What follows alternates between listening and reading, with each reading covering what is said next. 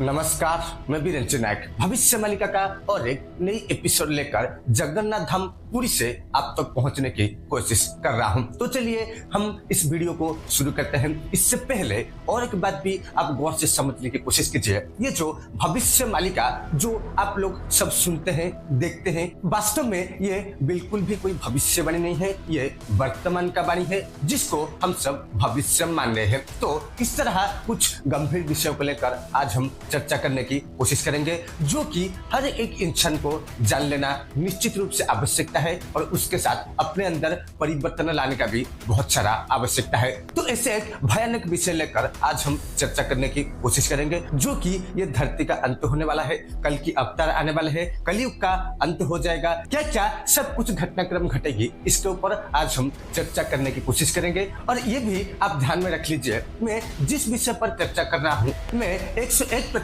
प्रमाण के सहित आपके सामने उपस्थित कर रहा हूँ, जिसको आप भविष्य मालिका बोलते हैं। ये संपूर्ण रूप से साइंटिफिकली प्रूव है और ये प्रूफ मैं आपको करके भी समझाने वाला हूँ। तो क्या कुछ घटना घटेगी, थोड़ा आप गौर से समझने की कोशिश कीजिए। ये जो भविष्य मालिका को महापुरुष संत अच्युतानंद दास जी ने 600 साल पहले वर्णन किए थे, इसमें ऐसे बात को सब वर्णन किए हैं जो कि वर्तमान के समय में, यानी कि ये जो साल चल रहा है 2025, इसका अंदर हम सब देख रहे हैं। ऐसे भी बहुत सारे घटना है जो पिछले 6 से 7 साल के अंदर अंदर ऑलरेडी घटित हो चुकी है। पिता थिबो पुत्र आगे चली जीवो, कांदु थिबो तांडे बसी, कर्म फल को केही न भाविबे, भाग्य दरांडिबे बसी। यानी कि महापुरुष इधर वर्णन करते हैं कि पिता होगा, उससे पहले पुत्र का देहांत, यानी कि पिता होगा, पुत्र का मृत्यु हो जाएगा और उसी समय हर एक इंसान रोते हुए नजर आएंगे। वो सब अपने भाग्यों को दोष देने लगेंगे, यानी कि मेरा भाग्य में ये था जो मेरा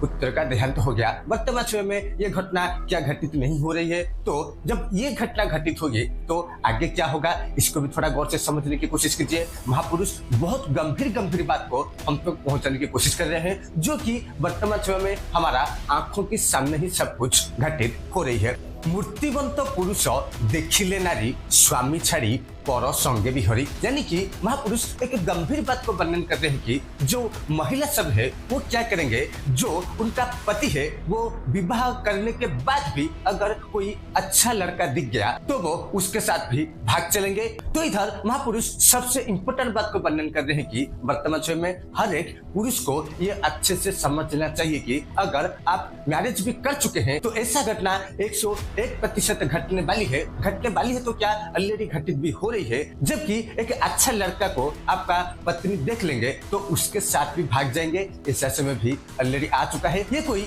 छोटी मोटी चीज बिल्कुल भी नहीं है, लेकिन थोड़ा आप इसको अच्छे से समझने की कोशिश करेंगे। वर्तमान समय में हर एक दिन ये सारे घटनाक्रम आप न्यूज के माध्यम से देख रहे हैं, पेपर में पढ़ रहे हैं, तो ये घटना सब ऐसा हो गया है कि इसका कोई वैल्यू भी अब नहीं रहा है। यानी कि जिसको आप महाकाली भी बोल सकते हैं, सबका दिमाग में ऐसे सब घर कर गया है कि ये जो घटना सब घट रही है ये कोई छोटी मोटी घटना तो बिल्कुल नहीं है, हम सब अच्छे से जानते हैं, लेकिन इस पर हम कभी गौर नहीं करते, क्योंकि इंसान इतना नीचे चला गया है कि उसका स्वभाव इतना गिर गया है कि एक इंसान और दूसरे इंसान के बीच जो संपर्क है वो बिल्कुल भी नष्ट हो गया है। अगर आपका पड़ोस में किसका देहांत हो रहा है या उसका कोई बुरा समय चल रहा है, लोग ये भी सोचने लगेंगे कि अच्छा हुआ, भगवान जो कर रहे हैं वो सब मेरे भलाई के लिए कर रहे हैं, वो मेरा दुश्मन था, वो मेरा शत्रु था, उसका बुरा हो रहा है। केवल इसी के वजह से ही हम लोग इस तरह भयंकर समय में अभी गुजर रहे हैं, लेकिन अभी तक भी हमारा चेतना जो है वो जागृत नहीं हो रहा है। तो इसके बाद महापुरुष जो बोल रहे हैं वो सबका होश उड़ा देने वाली है।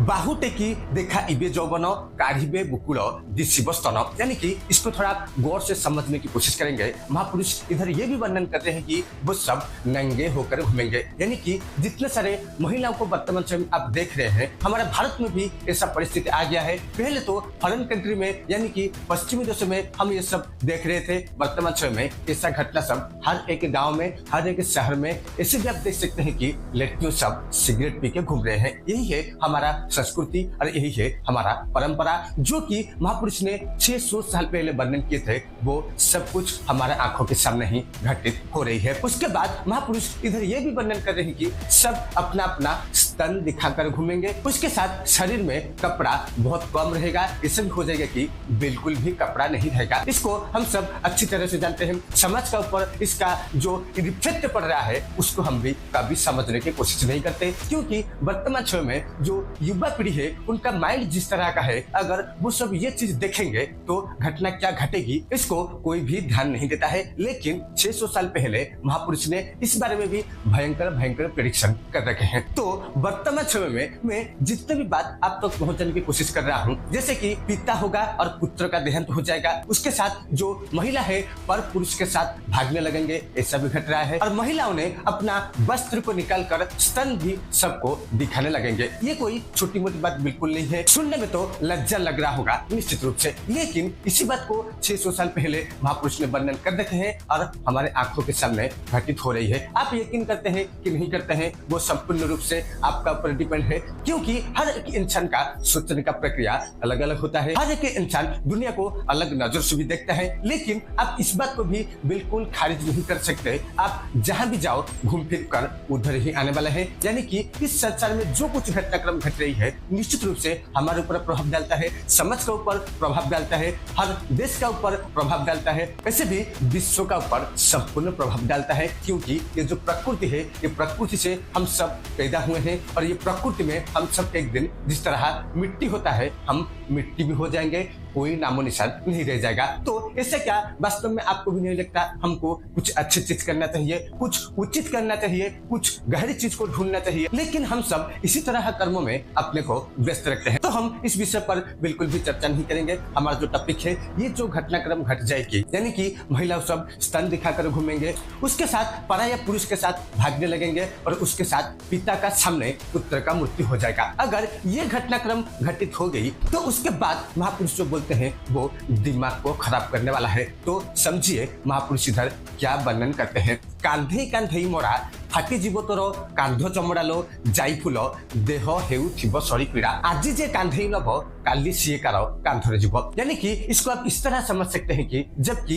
एक आदमी का डेथ होता है तो 4 लोग कांधों में उसको बहने लगते हैं। ये सब हम अच्छे से जानते हैं, लेकिन महापुरुष इसी बात को वर्णन कर रहे हैं। ऐसा समय आ जाएगा और लाशों का इतना ढेर सब लग जाएगा कि एक समय ऐसा भी आ रहा है जैसे कि कोरोना टाइम में कितना डेड बॉडी हम सब हमारे आंखों के सामने देख चुके हैं, लेकिन आगामी समय में सबसे भयानक होने वाला है, यानी कि लाशों का ढेर सब लग जाएगा। उसके बाद खाइबा पाई कि राम न मिलिब अन्न दुर्भिक्ष पड़िब कंपी जीव जे भुवन, यानी कि लोग सब खाने के लिए नहीं पाएंगे और सूखा पड़ जाएगा, दुर्भिक्ष पड़ जाएगा, अनाहार पड़ जाएगा, लोग सब उपवास रह रहकर भी मरने लगेंगे। तो ये घटना कब घटेगी मैं आपको पहले ही बता चुका हूँ, जबकि महिलाओं ने सब दूसरा पुरुष के साथ भागने लगेंगे और उसके साथ शरीर से वस्त्र निकालकर नग्न शरीर दिखाने लगेंगे। उसके साथ महापुरुष ये भी वर्णन कर रहे हैं कि पिता होगा और पुत्र का मृत्यु पहले ही हो जाएगा। जब ये घटनाक्रम घटित हो जाएगी तो ऐसा समय आ जाएगा, यानी कि इतना लोग इतना तरह से मरेंगे। अगर साइंटिफिक वे में समझने की कोशिश किया जाए तो क्लाइमेट चेंज की वजह से जो सुनामी आएगा, जो बाढ़ आएगा,